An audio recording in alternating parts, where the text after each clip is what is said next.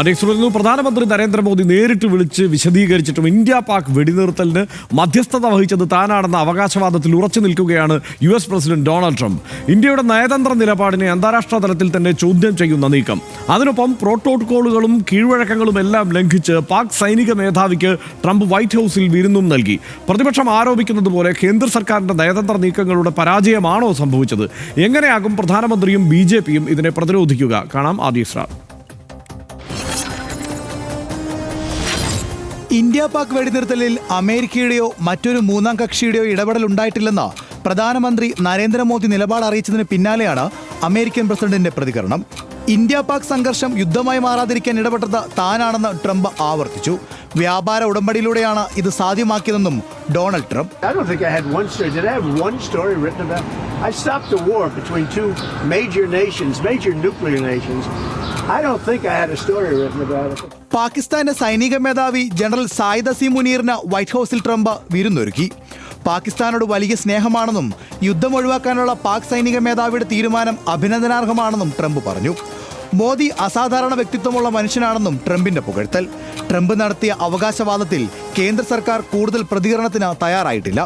വിഷയം രാഷ്ട്രീയമായി ഉന്നയിച്ച പ്രധാനമന്ത്രിക്കെതിരെ വിമർശനം കടുപ്പിക്കാനാണ് പ്രതിപക്ഷത്തിന്റെ തീരുമാനം. ആർഡിക്സ് റാപ്പ്, ന്യൂസ് മലയാളം.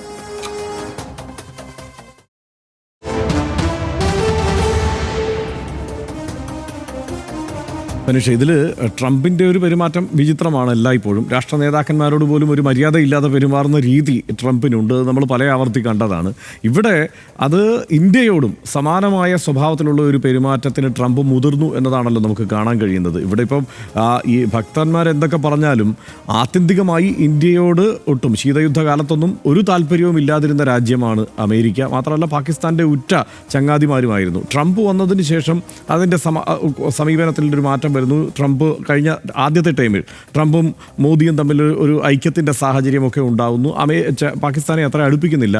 അന്നത്തെ ലോക സാഹചര്യം മാറി. വീണ്ടും ഇപ്പോൾ ഗാസയിൽ ഇസ്രയേലിൽ വലിയ പ്രശ്നങ്ങൾ നടക്കുന്നു. ഇറാനുമായുള്ള ഏറ്റുമുട്ടൽ ഉണ്ടാകുന്നു ഇസ്രയേലിന്. അവിടെ അമേരിക്ക ഇടപെടേണ്ടി വരുന്നു. അവിടെ പാകിസ്ഥാൻ തന്നെയാണ് അമേരിക്കയ്ക്ക് ആദ്യം ആവശ്യമുള്ള സുഹൃത്ത്. ആ നിലയ്ക്ക് തന്നെ ആയിരിക്കാം ഒരുപക്ഷെ അസീം മുനീറിനെ വിളിപ്പിച്ചിട്ടുണ്ടാവുക. അതെന്തുമാവട്ടെ, പക്ഷേ അവിടേക്ക് ഏതാണ്ട് കാനഡ വരെ വന്നതല്ലേ, എന്നാൽ പിന്നെ വാഷിംഗ്ടണിൽ വന്നിട്ടൊരു ചായ കുടിച്ചിട്ട് എന്ന മട്ടിൽ ഇന്ത്യൻ പ്രധാനമന്ത്രിയെ വിളിച്ചത് എത്ര വലിയ അപമാനമാണ്.